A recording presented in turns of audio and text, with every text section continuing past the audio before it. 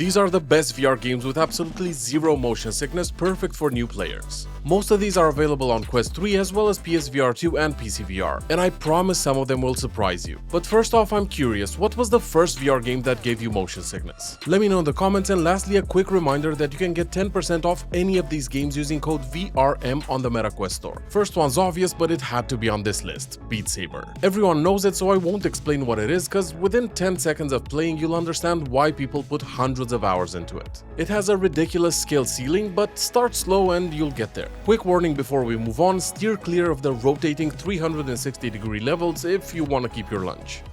There's some real gems later on in the video, but for now another classic. Actually, a combo if you will. Both Job and Vacation Simulator are perfect for beginners or showing VR to your noob friends and family. It's quirky, funny, and has a lot of randomness ready to be experienced. These games are basically interactive toy boxes where you stand in a small play space and just grab everything. And I mean everything. You can do the tasks, sure, but the real fun is breaking the rules and seeing how the world reacts. Job Simulator is the simpler classic, 4 themed workplaces and a million little physical comedy moments. Vacation Simulator takes the same feel and turns it into a bigger playground. Different vacation zones, more activities, more structure, more okay fine I'll do one more thing.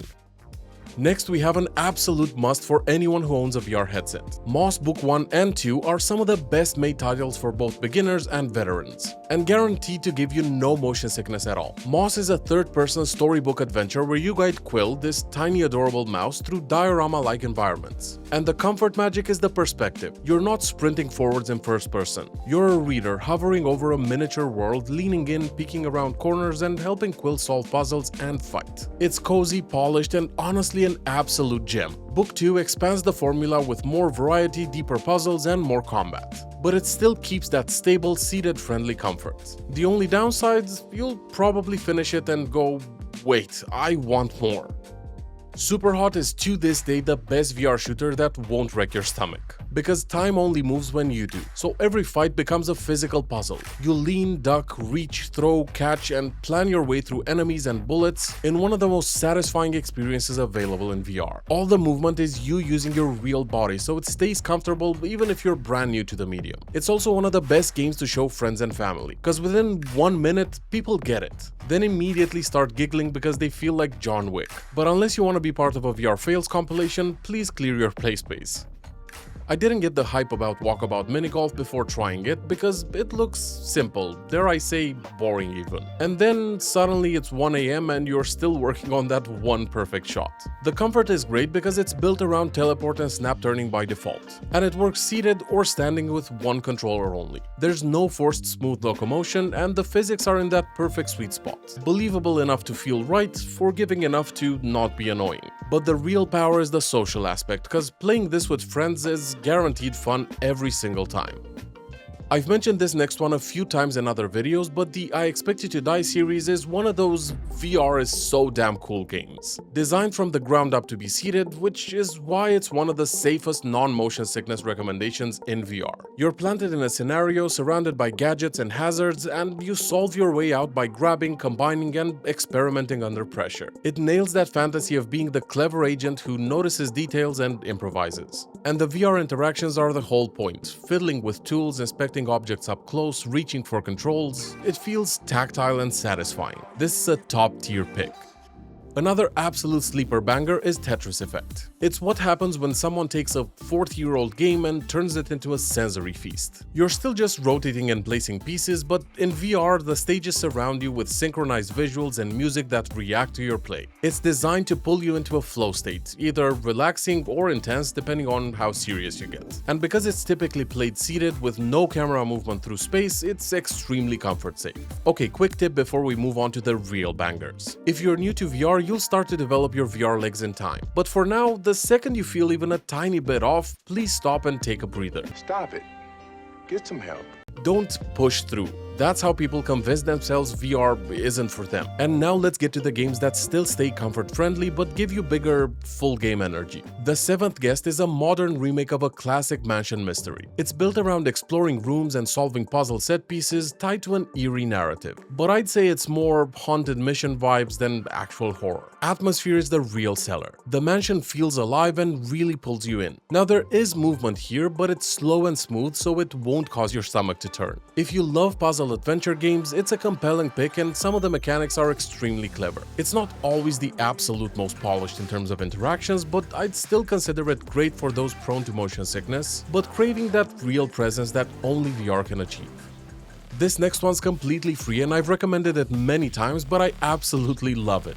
Blast On is a 1v1 duel game that, despite what you may think by watching the trailers, can become physically demanding very quick. It's also deceptively tactical. You start thinking about weapon timing, positioning, and how to pressure someone into making a bad move. It also features a full mixed reality mode that brings your opponent to your physical space. And quick tip, this is a great mode to avoid hitting stuff since you can see everything. As a comfort-safe competitive game that doubles as cardio, this one's dangerous.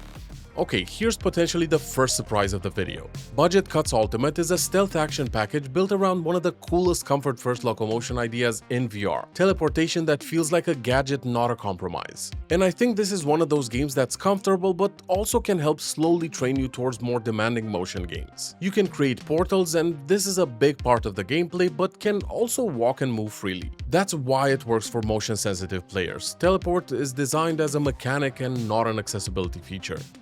Next, you know I've got to mention In Death Unchained. It's one of the deepest games on this list, and it's also one of the best examples of comfort-friendly locomotion done creatively. It's an archery roguelite where each run becomes more difficult.